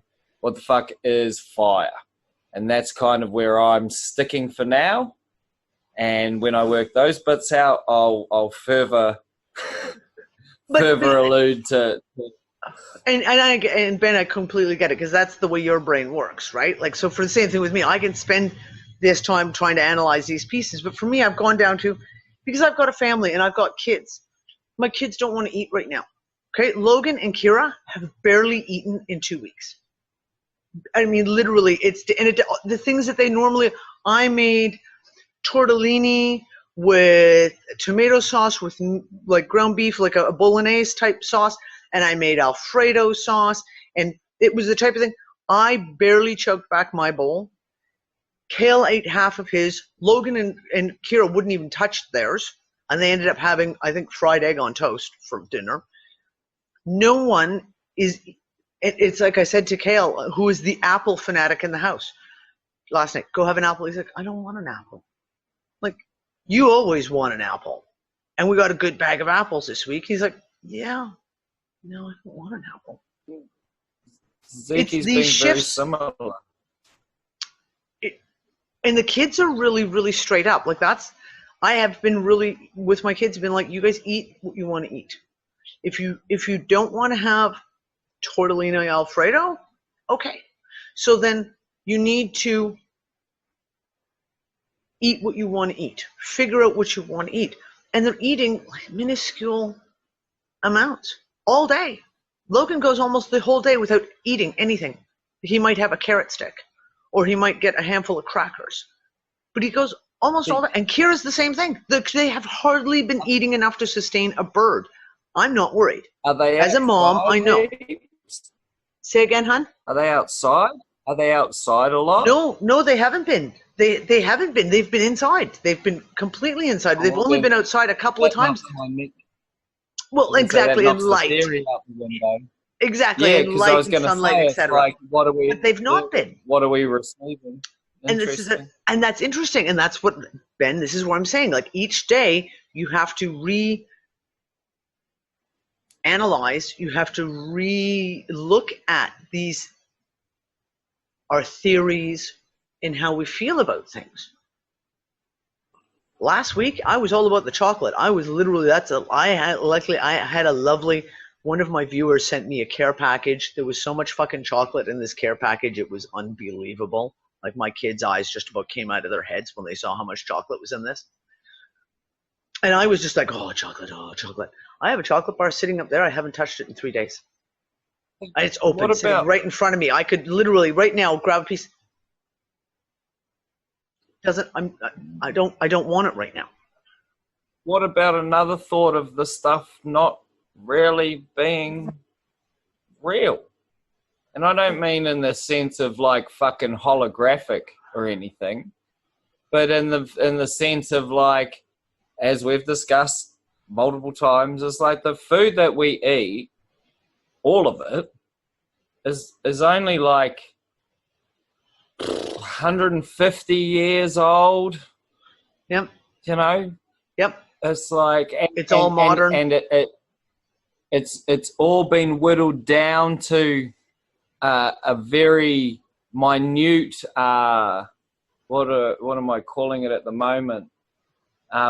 Because there are derivatives of what was available and what was natural. Yep. Because, like, essentially, that's what our food is. It's a derivative of what was. So, you know, I've started wondering that as well, because it's like we went for, like, on Kids Not Eating, and yet we went for a walk with Zeke through the orchard, and it was like, oh, I want to eat that. Oh, I want to eat that. Oh, I want to eat that. And just random shit like star fruit, which he normally is like, whatever, especially the really sour ones we got up the back. He's like, nah, I want to eat them. It's like, so, and you know, the things that essentially, like, even thinking about it now under this discussion, the trees that we've got here are heritage breeds. Like, nice even our oranges are like, well, yeah, even our oranges are like 20, 30 years old. Mm. So it's like, you know, they're all old with, I think we've got one navel orange. All the rest are all seeded. Yep. So it gets interesting in that kind of context as well, because you're sitting there saying the kids, but you're not very hungry as well. I'm not eating. I'm not, like, literally, I grabbed, okay, so this is my granola bar. I've made it into cake because I didn't have my granola pan clean, so I had to make it into cake. And it's my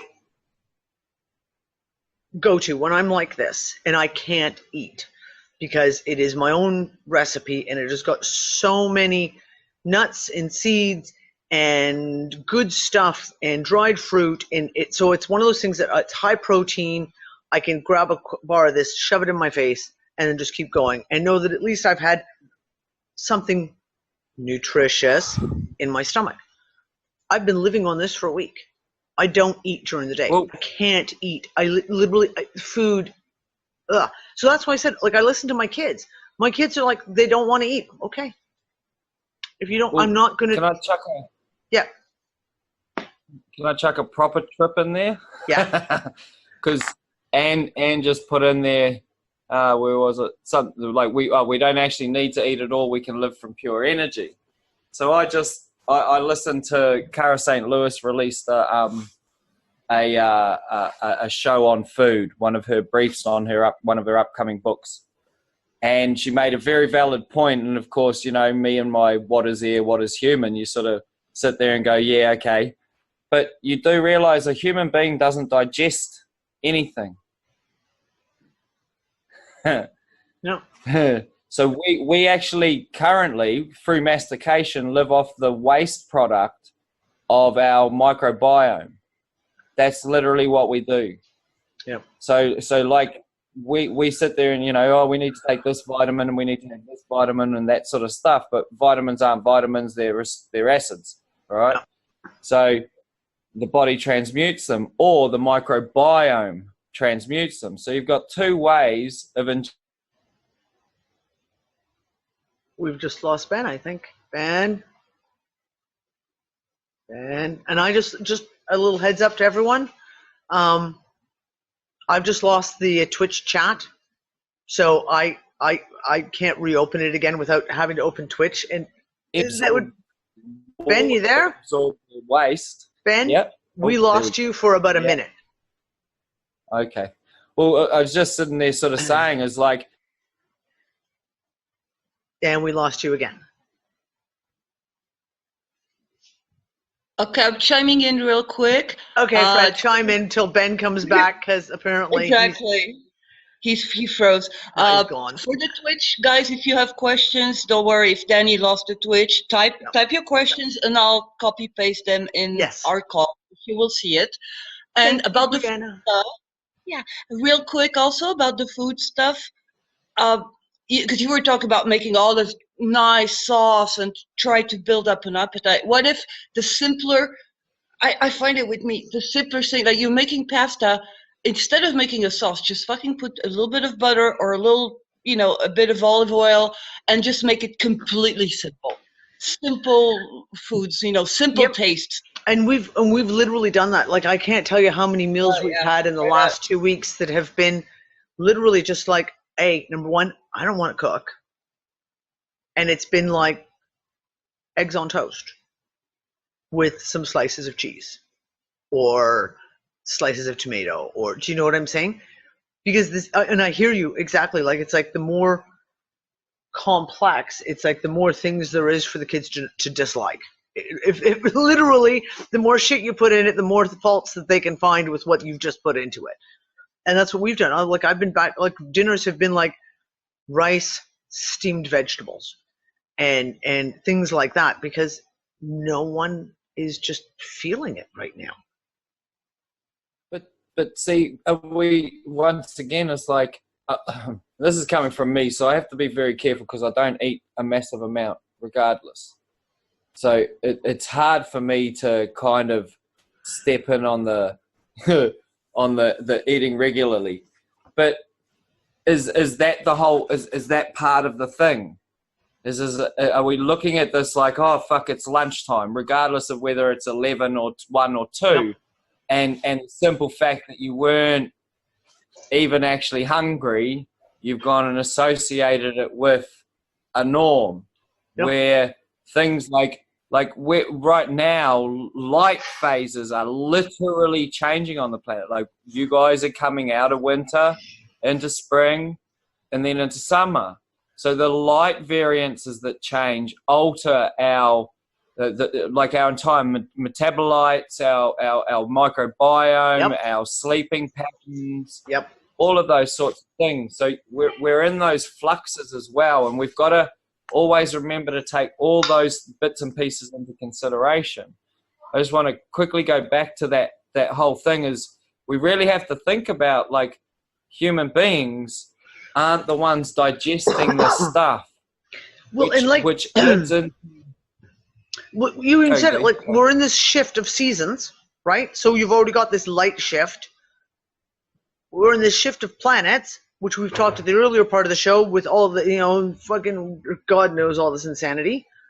We're in all this shift, but then we've also got, for example, the shift of the different kinds of cosmic rays and energies that are coming in that maybe we haven't experienced in the last, pick a cycle, 500 years, 1,100 years, 12,500. Do you know what I'm saying? Like, in each one of these things is going to have, as far as I'm concerned, a direct effect on what we consider as our norm. And for me, with the kids, exactly. It's let the kids tell us. So when, like, my kids are saying, I'm not hungry, I don't want to eat, I just let them go, because they're not going to starve themselves.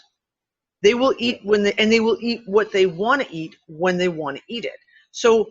And they know it's there. And they too, know it, right? So it's exactly. Like, and I've always been one of those parents. Like, I mean, I don't know, when I ran all the parenting groups, especially when these guys were little, the one thing I used to say to new moms all the time: children will never starve themselves. They were never going to deliberately starve themselves to death. So if your kids don't want to eat, it's because they don't want to eat. They don't need it. They know intrinsically they are far more in touch than we are as grown-ups to what their bodies need. Let them go. If all they want to eat for a week is dry crackers and an apple, then let them go, because that's what they are way more in tune than we are as adults. They don't have the programming. And like I said, in our family, like you were talking about timing, it's lunch time, it's breakfast time, it's dinner time. That's completely gone out the door in our household. It's completely gone out the door. Dinner time is any time between 4:30 to 8 o'clock at night, because everyone kind of comes together. It's like, well, now I'm starting to get a little hungry. Okay, I'll start cooking something for food. And the same thing, lunch time, breakfast time, and even bedtimes have become extremely fluid for us. Now, Kale, my youngest, he's still a kid who loves to go to sleep, so his bedtime has stayed relatively stable. But everyone else, their bedtimes are all over the place, and mine is the same thing. There are nights when I'm up till 3, 4 o'clock in the morning, like Jules was last night. And there are mornings where I'm up at 7, and then there's mornings that I'm not waking up until 10:30. And my kids are doing the same thing. Now, we're a homeschooling family, so we have the ability. We have we can follow patterns, and my kids can just allow themselves to go and flow as they do. But that's kind of part of it right now, is we've got to we have to stop basing our equilibrium. I so agree, Anne. I so agree with what you said. That was a brilliant point. We have to stop basing what we consider our equilibrium or our homeostasis on what happened, what was before, because before is not now. We really, really, literally have to find what works in the moment. And like I said, and sometimes it is like letting the kids just go, letting the kids lead the way. Let the kids lead the way. And some may help a lot of us adults to rediscover our own intuition, if you will, our own allowing ourselves to be in the now as far as what we need, what we want, what we feel. Maybe the kids aren't, like the kids are leading the way, and we have to pay attention to them, because I think they give us a far stronger indicators than for myself and my kids. I look at the emotional aspect of my kids, and when my youngest daughter is in complete tears for 3 days in a row, then your fly is back again, Ben. That's too funny. There's something going on there. And then, I have to, as a mom, remain fluid in how I help her. Yeah, and the kids are much more closely aligned with the energies. Yeah, I agree. Do you know, the other thing that I guess we've not actually spoken, or I do not remember us rarely speaking about in something that should probably be taken into a lot of context when we talk about this stuff too, is there's a lot of evidence out there that certain areas weren't lived in, and other areas were utilized for certain other things, and so on and so on. And you sort of start finding that a lot of the places that we plonked ourselves are in those places. Yeah. No, I agree. And this is when we go back into the ancient stories. Right? Like I remember one of the biggest lessons that I loved that I learned when I was in Australia and talking with Mark, when he talked about the fact of that land where Mark's house was beautiful fucking forests and trees, etc. And then, the colonizers came in, wiped out everything, turned it into cattle land, totally destroyed the ecosystem to put what they wanted in that land. And then Mark and his group bought that one big chunk of land, and in 20 years, just through working with nature, just through replanting the trees that should naturally have grown there, just through the bushes, the shrubs, the everything, they brought it back to its, well, let's say not its original state, but much closer to its original state. And changed, so yeah, by doing that, changed the the cycle. Like they literally brought it back. They changed the weather patterns. They changed how things flowed, right? And that's one of our problems that we see now is we've got how many, as an example, look at the United States. They've had all of these, the big tornadoes that just went through. And we can look at things like the comets and the asteroids and all, et cetera, the physical placement of planets. We can look at solar discharges, et cetera. But how much of that is because you've got like areas of like, for example, Kansas, that have been like fucking just clear cut and it's nothing but giant open wheat fields. Is that its natural state? Was that its natural state? And therefore, are we seeing all these fucking tornadoes that go through, et cetera, these massive types of storms that we see? Saskatchewan in Canada is flat prairies. I mean, it literally is. Now, I have a friend, actually a friend of a friend, who about 15 years ago, they inherited their family's wheat farm in Saskatchewan. And they were already well aware of the things like GMO and even back then, and the glyphosate and the poisoning, etc. One of my dogs just collapsed, apparently. And they decided, it was like, we don't want to be wheat farmers. We want to be tree farmers. And they went out and they took, and over the course of several years, it took, you can imagine, these wheat farms are like thousands of acres, like they're massive, huge tracts of land. And they began planting trees. And they did all the proper research of like, they didn't just go in and chunk down pine trees. They actually did research about what would grow, what would be the best trees to put in this land. And they went through and they started planting these trees. And it began to change the ecosystem all around them. Now, 15 years isn't a huge amount of time for trees to grow in the middle of a prairie.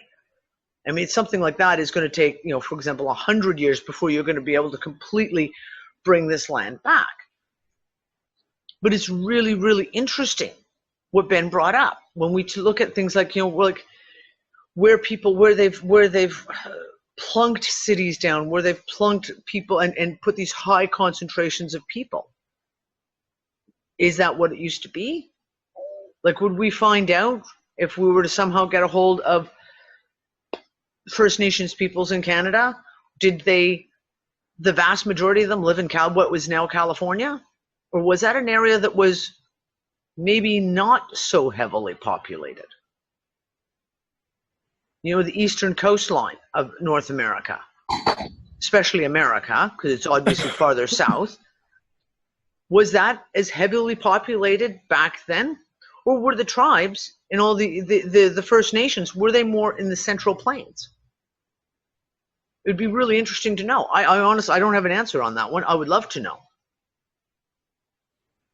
Well, it would almost, when you look at like law, L-O-R-E, there's a very intricate system on how all of that sort of stuff was run and functioned. And it would almost seem that they were that in tuned with what was going on, they either, for lack of better words or terminology, they would breed within their boundaries. They would, like, okay, they used to watch, so like they used to, that you can watch kangaroos and wallabies, right? And they're almost perpetually pregnant.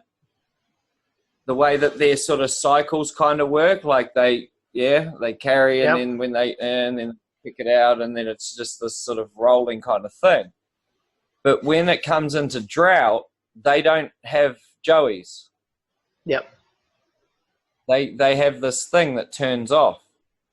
Yep. And down here, that was a marker. So the Aborigines wouldn't have children knowing that was coming.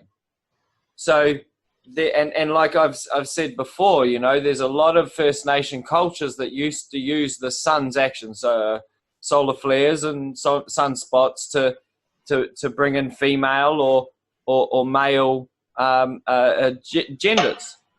Yep. So there's evidence that they were very in tuned with all of that kind of stuff. And I guess it's like, you know, at the heart of Taoism, you have sort of like sacred sexuality, which is kind of that, you know, everyone sort of turns it into that Taoist fucking, you know, whatever that shit's called from, you know, that other place. But it goes a whole lot deeper into much more about who we are and what occurs and what happens and what that means and what those things are. And it leads a lot more into all of that sort of stuff, because it's like we're led to believe that we're just like rabbits and that we just fucking love porn, so we're a bit rapey maybe, and we like to fucking have babies, and that's kind of in between. We have a job and a mortgage and a car and, you know, that sort of stuff. But well, it's really interesting, because even when you look at, for example, if you look at the cycles, it is a proven fact that before world wars happen, approximately 15 to 20 years before there's a world war, there's a sudden uptick in the amount of boys being born versus girls. Now, if we go back and look at it from like that whole planetary alignment type thing, and we look at, for example, that alignment that we talked about on the astrology special that we did, and that 1947, you know, World War II, et cetera, et cetera. What was the planetary alignment maybe that was like just 15, 20 years before that, is that then has a direct effect of, for example, more boy children are born. And we go cause and effect, whatever, kind of all the questions in the world, but it's very, very interesting. Now this isn't, and this is like well proven now. It's a scientific fact when you look at the statistics. Japan, who keeps track of these things, and it was an article I'd read by a professor in Japan who went through and like backtracked hundreds of years in Japan, that every time there was a major militarized event,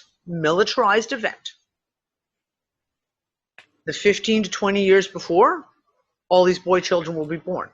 Immediately after that, it would be all the girl children being born, because they have to then carry on. They have to be of fertile age once that event is over, to be able to start bearing children again, to make sure they could, you know, the lines. And this is well before people had, you know, any concept of like, you know, how to choose genders on children, et cetera, et cetera. This was the natural cycle. So that's Danny, can I just chime in on that for a moment? Yeah. Okay. Hi, Megan. So, good morning. Hi. Good morning. So before we had talked about the big Saturn-Pluto thing and how that always lines up with revolutions and wars and all those fun events that we as humans, you know, like to cause havoc on society with. So I just opened an ephemeris, which is like a big astro nerd chart for 15 years prior. And I shouldn't have even had to look. It's early, so my brain hadn't mathed yet. But that's the midpoint of the cycle. So when we have Pluto and Saturn conjunct, we have these big wars. And then 15 years before, we have them in opposition. And that's, it seems like when we have these boys born, according to like what you're saying. So I thought that was interesting that they pull apart, boy, boy, boy, boy, boy, and then they come together and then. Very, very interesting. See, I was just hypothesizing off the top of my head, but apparently. And it might not just be opposition. It could be when Saturn and Pluto are in a hard angle to each other. Because if you think of a clock, right? So if Saturn and Pluto are both at 12 noon, they're conjunct. If Saturn is at noon and Pluto is at 6, they're opposed. But if Saturn is at the 3 or the 9 position, they're in what's called a square. Okay. My son is born with a Saturn-Pluto square. And there was I worked in the daycare that he went to when he was little, and like the boys in that year, it was insane. There was like just a little sprinkling of girls. And when we would have to like switch kids around the classroom, they'd be like, no, I don't want to give up the girls, because there's always, and like, you know, like the saying, like boys will be boys. that particular group of boys was like just a little bit more warlike, like into the gun. Like we have like a no guns at daycare rule, but like they literally eat their bread into the shape of guns and then like pew pew pew with each other. So I wonder if there's something to like these hard angles with Saturn and Pluto. That's Just interesting. putting that out there for food for thought. No, that's no. really That's really interesting. My kid is like, yeah, I did used to do that with my bread. Yeah. And how old is he now? He's pushing 7 this summer. Interesting. Yeah. So yeah, they were definitely a warlike little tribe of males. Well, yeah, no, all these things, like the things that we take for granted, if you will. It's interesting when they come up and they play out and we see them as cycles. And not necessarily as a hard cycle, but we can put that into those terms, like, and then re-look at the subject as in, is that a cycle that we see? And then it's like another piece of the puzzle that you add in. Yeah, and I mean, tying into what you said earlier, one thing that I do like about my job is like we have to have all the birthdays of everybody posted. So I try to like observe the kids and kind of categorize them and stuff like that. But kids are so like they're unindoctrinated. They're pretty pure. Like you can actually see cycles play out through them, you know, pretty instinctually. Yep. So I find that interesting that they're kind of playing it out. And we're kind of on the sidelines trying to like not bend them, but you know what I mean? Like do this. This is the routine. This is what we're taught. You're absolutely right. No, Megan, you're absolutely right. We do try to bend them. But maybe we should learn from them. We still, do you know what I'm saying? Like we still try to, and like as a parent, there's a fine balance line. Like you know what I mean? Like where you try to teach your kids good manners, common sense, things like that, and yet not squash their. It is a balance. You don't want to squish their nature. No, exactly. It's a tough one. You know what this reminds me of in the Bible, where Jesus says, "You must be childlike," you know. Yeah. And I think that's what adults need to be more. Well, that's exactly right, Will.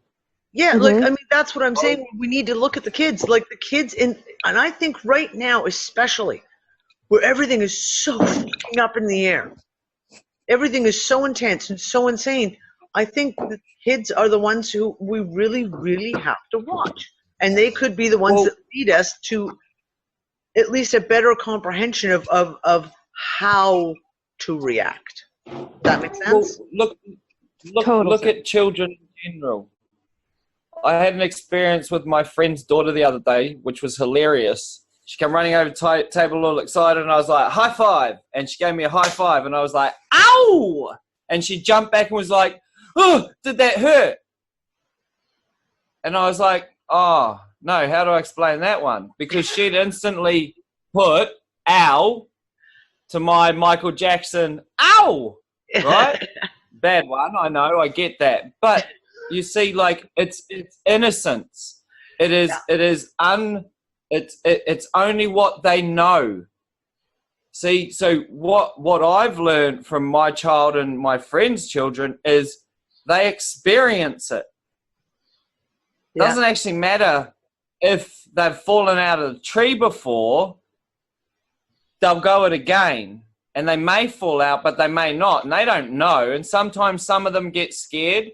But do they get scared because we're like, oh, be careful and remember last time you fell out of the tree? Yeah. And then they're like, oh, shit. So they instantly go back to attachment. So the whole thing is it's one of my curses. Well, you know. Well, but see, then then it's funny too, because you watch mums and you watch dads, and that's hilarious. And then you watch dads with daughters, and you watch mums with daughters, and it's like you watch the same mum with the same daughter of the dad, and you watch them when the mum's not there with the dad, and it's like, whoa, it's a different, for kids, it's a whole different experience, right? So, and they learn in that fashion. They'll learn, and then, like, you know, with my child being between me and mum, he seems to act one way with mum and a different way with me. So, you know, they learn through experience and they adapt into it. What we forgot to do was how to keep adapting into our experiences, and we kind of went Groundhog Day on our experiences and just like, stop looking for the signals, stop looking for the signs, stop looking for all those bits and pieces that are like going, wake up, motherfucker! Wake the fuck up. You are not in the same place you were yesterday. Yeah. It's crazy. It's crazy. You know, it's funny because one of the things, programming, and like I said, because I've been so heavily involved for so many years on like running mothers groups and homeschool groups and all of this kind of thing, I've watched the trends in rearing children change. And one of the things just falls back to, again, is let kids be kids. Like the kids, and that doesn't mean, I'm sorry, I'm a pretty strict parent, all things considered. You know, like, you will use your manners and you will use common sense, etc., etc. That's not what I'm meaning, but we let kids be kids. As in, if a little boy wants to play with a doll, you let them, because that's what they're going through in that moment. And if a little girl wants to wear jeans and climb trees and play with trucks, that's what they're going through in the moment.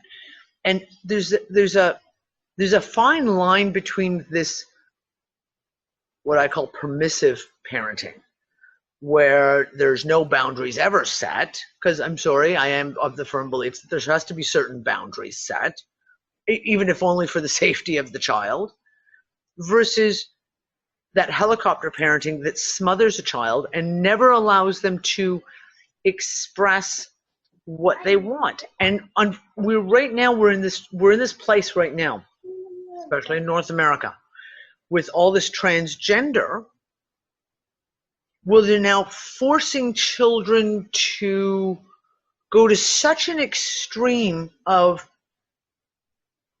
in the name of, you know, oh, well, we're letting the children know that transgender is perfectly acceptable. It's an extremist out here that it's still not allowing the child to just be themselves, right? Like, to just allow the child to just be themselves. Let them dress how they want to dress. And it has nothing to do with gender. It has to do, or any of that. It has to do with how the child wants to express themselves in that moment. Danny, you are so bang on, not to jump in, but I'm just like, go. Like, you're going on about like all of my pet peeves. Like, as adults, we think about sexuality and gender. Kids don't. No. They don't even know what that means. They just, hey, I like this shirt. Hey, I like that. Like, they see what they like. They live in the moment. Where was the point I was going to, tying back into what you said about like boundaries, but also freedom. Like, we're on par with you, girl. Like, in our house, we have 3 main rules: be kind, be safe, and be neat. Everything else, the rule doesn't really go in my house. Well, we try, but it doesn't work. But, and then you think about the whole, like what you're saying about transgender thing, and it's such like a double-edged sword.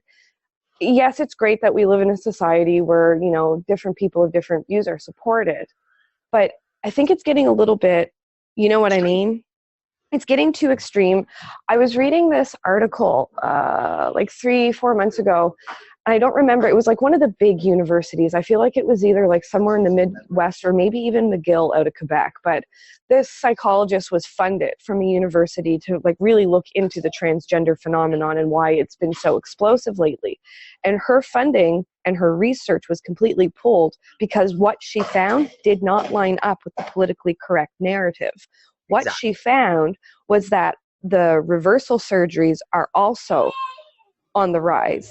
And what she found is that it's also a phenomenon that's specifically happening of not specifically like only, but like the bigger little bursts of it in little cliques of young girls that are just entering puberty. And if one girl thinks that, oh, maybe I'm supposed to be a boy, well, then so do a lot of her, like, you know what I mean? Like it's almost like a social phenomenon. And if you think about it, we're not properly educated about what puberty is, the hormonal balance in our bodies. So these kids are just We have kind no of comprehension of it. Medical does not comprehend hormones at all. They're not. You're just tossed into this hormonal sea of bullshit and chaos with no support. And then you're told, like, I don't know for most women, but I know for me as a girl, it was like, oh, congratulations, you have your period now, life is going to suck. Well, that's a good way to introduce somebody into a major phase in their life. No wonder these girls don't want to participate in that. They see what they perceive as an easy option out of that because they're so young that they don't understand the long-term ramifications. They don't understand their sexuality. They don't understand their body because they're 12. They're 12 and they're getting their periods when they're 10, when they're not emotionally ready. Look, this is a massive radical change as well. And we could look at it as cyclical. And I'm sure that if we were to analyze the data, we'd find out that it's cyclical. Girls, and it has nothing to do with drinking fluoride water or not drinking fluoride water, vaccinated or unvaccinated, eating GMO foods versus eating organic. I have looked at all those elements. Girls across the world are entering puberty at 9 and 10 years old on average right now. Totally. You are so right, Danny. Okay. So I just came back These from girls that aren't meeting. emotionally ready. And when I was in high school, not. okay, I got my period when I was 13. And I was pretty young for 13. But a good portion of my friends didn't get their first period until they were 13, 14, 15. You are more emotionally. These kids get their, like literally with my youngest daughter. She was 10 years old. She was not emotionally prepared to deal with this. Well, then if you've got a whole generation of girls who are getting their periods at that age, who are not emotionally capable or ready to deal with that responsibility, because it is a responsibility, then all of a sudden, this comes into play. We have to look at it and go, like, how many of these little girls are choosing, saying, no, I want to be a boy. Yep. Because they're like, I don't want this fucking shit. No. Like, seriously, this And it's just take it away. I don't fucking want it. Yeah, it's totally happening too. Like, I just came back from mat leave in January, and I asked one of the people at the daycare, I'm like, did the policy here change because we're not allowed to have kids over 12? And I assume it is because, you mix the boys and the girls and the puberty and the hormones and all that. I was like, because I was with the school kids last week on the one day I did work. I'm like, did the policy change here? Are we taking older kids? And they're like, no, why? And I didn't say it out loud, but I'm thinking, why are there 9-year-olds with boobs? Like boobs. Yeah, not, I'm like, not boobs. Not little, like they have boobs. I'm like, how old is she? How old is she? And the answers I got were 9 and 10. I'm like, whoa. Like this is couple things to throw in on this kind of subject. One, could a different style of education help this? And I sort of pose that to the women. Us men cannot so if things like this weren't, I don't know, taboo until kids were 12, 13, 14 sort of thing, and their only access to this stuff is porn, would that change things? And the other point is in the history that I've read, it's like people back in the dark ages were like having kids at like 12, 13, 14, 15. Yep. 14, 15. So, that could be, as you've stated, a cycle, very much so, or is it something else? Do you know what I mean? Ergo, it just sort of happens in sort of peaks and flows, and that very much could be and that's what I said. That is my question. Is it a cycle? But were they or were they potentially taught, and maybe not so much in the dark ages, but women's law, LORE, and men's law, LORE, were taught from birth. I agree with you, Ben. I think like the way that it's presented to you completely changes the game. If it's just a way of life and a part of life from day one, then when you start entering, into womanhood or manhood, whether you're 8, 15, 16, you know what I mean? Yep. It's normal. Yeah. But if we secret away these facets of life from our children and we try to protect them and sugarcoat them and tell them little stories about like the stork, then it's a massive, rude awakening when it happens. It is. Like we don't talk about sex with our 6-year-old, but he doesn't. See, I learned the stork brings as a baby. male. No. Sorry, as a male, I learned shit real young. Strangely enough, and it now as 37-year-old, I've had a certain perspective, but I've had it since I was like 16. Yeah. Because I learned things much younger, and I think it should be taught younger. And this is like in our household, because I was always involved in maternal and infant health. I've always been involved. So like periods, my boys understand. Kale has understood what a period was from the time he was 3 years old, because he was surrounded. His big sister had a period. His mom had a period. We had pads and tampons and menstrual cups all over the bathroom type thing. So for example, for me, I've never hid that. Talking about childbirth, my boys totally get where they know exactly where babies come from. They know how babies are born. They understand natural versus cesarean sections. Cesarean sections is a big joke in our house, because the 2 natural born ones versus the 2 cesarean section babies will have wars with each other. And it's become a huge joke in our place. But getting back to the idea of like kids, if Logan is a prime example. Logan is a boy's boy. Like he loves playing stick fighting. He loves climbing trees. He is about as much a boy as you could possibly imagine. When he was 3 years old, he loved babies. To the point that I actually went out, because he was always stealing his sister's dolls. I went and I bought him a baby doll. And he went through a stage for about 1.5 years where there was a sun hat that was one of the girls, and he loved the sun hat. And when he went outside, he'd put on, and it was a big straw sun hat with a big, huge flower on it, but he liked that hat. And he had his baby doll, and he had a little purse that he would carry so he could put his baby doll in the purse, and he'd walk around.